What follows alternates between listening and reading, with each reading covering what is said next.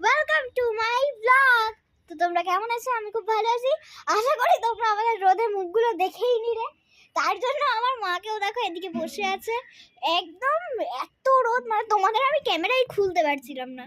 একবার দেখিয়ে দিই আমরা কি কি করছি। দেখো আমার মুখটা কত কালো লাগছে, কারণ এত রোদে, আবার রোদের মধ্যে বসে ভিডিও। বাবারে, না একটু চুলের মধ্যে দেখিয়ে দিলাম নিজেকে। এবার ঠিক আছে, গায়ে চুল লাগতে নেই। আচ্ছা তো আজকে আমি, চলো তোমাদের একটা ফুলের গাছ দেখাবো।